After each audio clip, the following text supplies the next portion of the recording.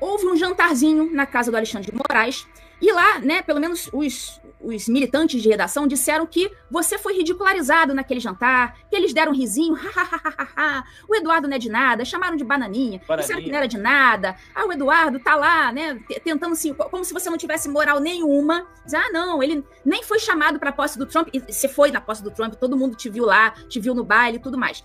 Eu queria saber, agora, como é que tá essa ridicularização que você sofreu, e porque rapidamente as risadinhas passaram a ser: governo estuda impacto de sanções nos bancos brasileiros, ou seja, eles já estão vendo que esses impactos da Magnitsky podem até impactar não só o Moraes, mas impactar o sistema bancário. Eu acho que você deve estar sentindo uma sensação de regozijo, tipo, poxa, me ridicularizaram tanto durante tanto tempo, e agora estão vendo o meu trabalho aí surgir, os resultados, né? Demorou o resultado, mas começou a aparecer. Como é que tá a tua sensação, assim, tua satisfação? Olhar para trás, ver que dia 6 de novembro, teve no jornal noticiando, depois da eleição do Trump, que foi dia 5 de novembro, né? Juízes do STF fazem piadas sobre quem vai perder o passaporte primeiro. Mais recentemente, bem lembrou, né, a doutora Júlia Ludmila Lins Grilo. Chamaram de bananinha, fujão e covarde. Tudo bem, eu tô com 40 anos, eu nem me sinto tanto nesse direito.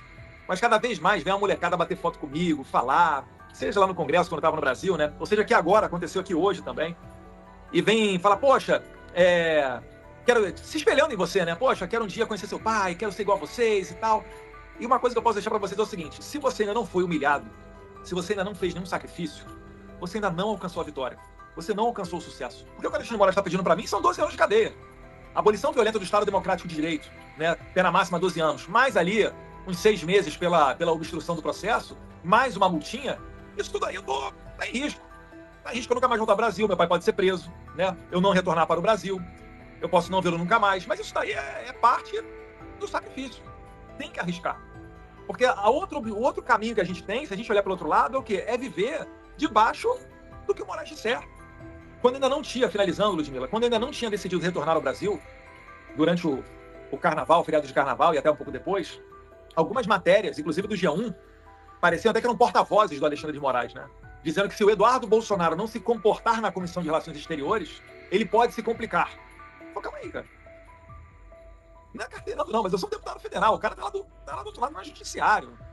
Eu me formei em Direito na FRJ e eu aprendi que o juiz ele tem que ser inerte.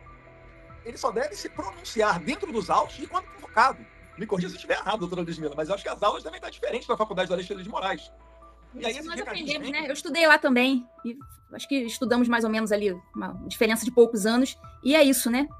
E aí, assim, se eu voltasse ao Brasil, eu estaria debaixo do chicote dele. Ele ia mandar a Polícia Federal na minha casa, ele ia tirar minha rede social, ele ia tirar meu passaporte, ele ia fazer esse tipo de coisa. Então eu parei, né? Conversei com a minha esposa, tomamos uma decisão, né? Não tomo decisão sozinho lá em casa, porque eu não sou maluco. E graças a Deus ela me apoiou e a gente conseguiu se instalar aqui nos Estados Unidos, onde a gente percebeu que era um trabalho mais essencial. Porque no Brasil eu já não enxergo mais maneiras de você conseguir vencer essa lawfare, esse ativismo dentro dos tribunais. Porque, como diria Rui Barbosa, que tem uma estátua dele no plenário do Senado, a pior ditadura que existe é a do judiciário, porque dela não há quem recorrer. Então a gente tomou a decisão de ficar aqui.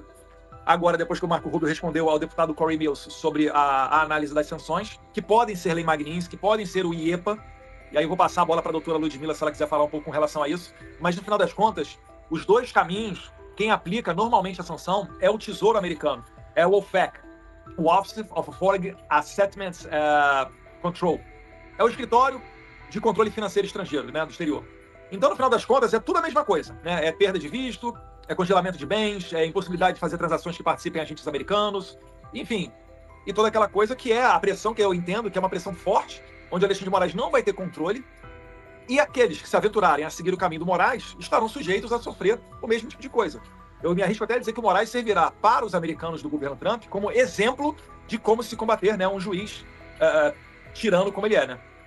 Essa é a impressão que eu tenho, Eduardo. Eu até já falei aqui no canal que eu tenho um palpite de que o Moraes ele vai ser usado, ele vai ser barbarizado com sanções para servir de exemplo, inclusive, para esses juízes ativistas lá na Europa. Então, em vez deles barbarizarem inicialmente um juiz europeu, eles vão barbarizar com Moraes, que eu acho que é o maior exemplo atualmente no mundo, né? Existem outros exemplos. Israel está sofrendo uma questão séria também de ativismo judicial, a Polônia, salvo engano, mas o exemplo do Brasil é um exemplo, eu acho que é o mais forte no mundo. Então, né, o prego que se destaca nesse caso negativamente, que é o Moraes, vai tomar a martelada merecida. Então, me parece que ele vai ser barbarizado de sanções pelos Estados Unidos. Aliás, uma dessas sanções... É o caminho natural. Estados Unidos primeiro, depois vem Canadá, vem União Europeia. E aí abre a porteira. Abre a porteira. Inclusive o Michael Moreno, que é você já falou dele também, que é o ex-juiz da Suprema Corte da Venezuela, foi sancionado, né, pelos Estados Unidos, perdeu conta bancária, etc. Ele também, logo depois, foi sancionado por Canadá e União Europeia. Então não tem esse negócio, vão ser só os Estados Unidos. Começa com os Estados Unidos. Então depois as sanções vão aumentando, vão se espalhando pelo mundo, né? E uma coisa que eu percebi foi que a sanção de perda de visto, ela já aconteceu. Só que eles não liberaram a lista. Eles fizeram a coisa com requintes de crueldade, né?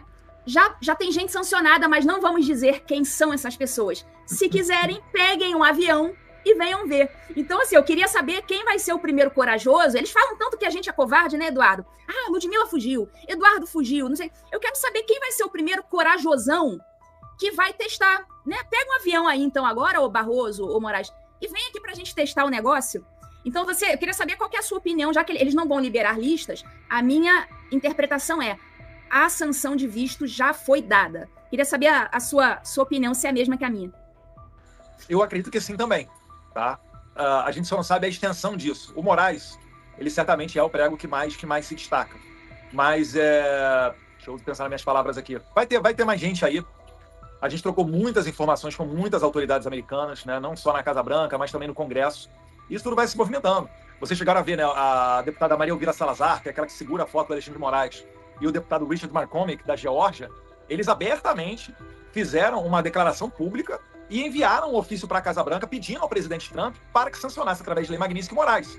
E depois veio com o apoio público também do senador Mike Lee, que é atualmente um dos senadores mais influentes aqui dos Estados Unidos, uma pessoa muito próxima do Trump, muito próxima do Elon Musk, né? Agora está tendo esse conflito aí, mas enfim. Então são pessoas que também se movimentam, que têm assessoria para fazer relatório, que interagem conosco aqui na base das informações. E hoje em dia você não encontra mais ninguém aqui nos Estados Unidos em que você tem que apresentar o Alexandre de Moraes. No passado, vinham comitivas de parlamentares, né? E é por isso que eu falo que não é um trabalho sozinho. Vários outros parlamentares vieram junto conosco para cá. E aí a gente chegava e falava: olha, lá no Brasil tem um cara que está fazendo muito mal. É o Lula. Não é só o Lula, não. Tá? Tem outro aqui também que está arrepiando. É? Aí começava. Daniel Silveira, 1.500 presos no 8 de janeiro, Clezão. E você falava: Silvinei Vasquez, Anderson Torres, General Braga Neto, olha Lawfare, Jair Bolsonaro, papapá. Hoje em dia você já não precisa mais fazer isso. Quando eu entro em programas, né, do Matt Gaetz, do Steve Bannon ou Steve Crowder aqui, que são uma das maiores audiências aqui dos Estados Unidos, quando se fala em transmissões pela internet, podcast, essas pessoas elas já vêm direto perguntando da Magnitsky, das violações de direitos humanos. E aí até a Folha fez uma matéria falando da bancada anti-Moraes do Congresso americano. E tá certo, não era fake news da Folha não, era verdade. Porque já existem pessoas dedicadas a fazer isso. Então isso tudo está acontecendo nos Estados Unidos. E não se engane, né? O primeiro passo é o visto. O segundo são essas sanções OFAC. E depois, né, abre a porteira para o mundo inteiro. Então isso daí vai deixando o Moraes enfraquecido. Eu aqui me arrisco a dizer, saindo as sanções, Deus queira, o mais rápido possível, seja Magnitsky, seja EPA, qualquer coisa dessa, saiu a sanção OFAC, o Alexandre de Moraes tem que sair do Supremo Tribunal Federal. Se ele vai virar professor em alguma universidade no exterior, se ele vai virar embaixador em qualquer país, para mim pouco importa. Se ele vai virar consultor, advogado, lobista, sei lá, ele vai cortar grama, isso pouco importa. Mas eu acho que não vai ter mais clima para que Alexandre de Moraes siga dentro da Suprema Corte. Quanto mais julgando todos esses processos, que são claras perseguições políticas. Mais do que clima, né, Eduardo? Você deve ter visto, e não sei se o pessoal aqui da audiência viu, que o Tribunal Penal Internacional teve mais 4 juízes sancionados e mais aquele procurador Karim Khan. E, segundo estão dizendo, isso inviabilizou o trabalho no Tribunal Penal Internacional.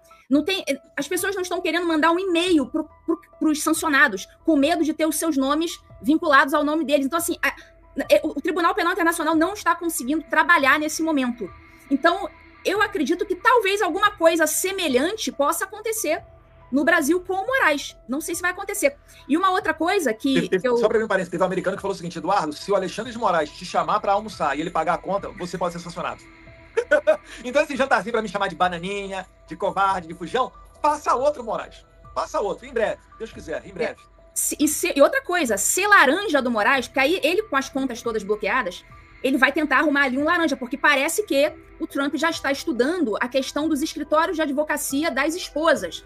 Então, assim, inicialmente a pessoa falava, não, tudo bem, ele vai ter tudo bloqueado, mas tem a esposa. Opa, mas as esposas, como também elas são beneficiárias desses atos de censura, elas também acabam, né, servindo ali como partícipes de alguma forma. Elas também se beneficiam daqueles atos. Lembra, inclusive, do aeroporto de Roma. O comportamento ali, por exemplo, do filho do Alexandre de Moraes no aeroporto de Roma. Então, todos eles são pessoas que estão ali se beneficiando de alguma forma daquele comportamento do agente agressor. E com esses escritórios de advocacia das esposas sendo monitorados e elas também sendo sancionadas, eles vão precisar de um laranja, assim, para viver. E quem vai ter a coragem de ser um laranja para também ganhar uma Magnitsky na cara? É complicado, né? Ele vai se complicar. E não existe bobo nesse jogo, né? Tem uma intenção clara do governo americano, que é combater a censura, acabar com a perseguição política. E ele sabe que, quando tomarem uma atitude, ocorrerá uma reação. Vai haver gritaria, vai haver tentativa de burlar as sanções, etc. E eles, imaginando esses cenários futuros, também montam posições.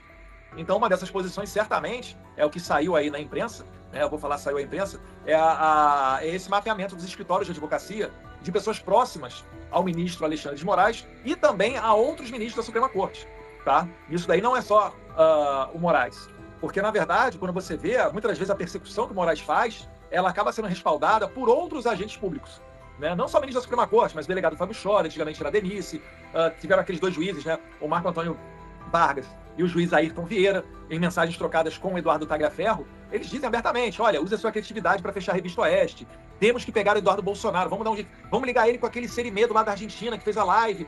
Então, isso tudo está dentro desse quebra-cabeça. Isso tudo já está devidamente registrado e entregue às autoridades aqui dos Estados Unidos, tá?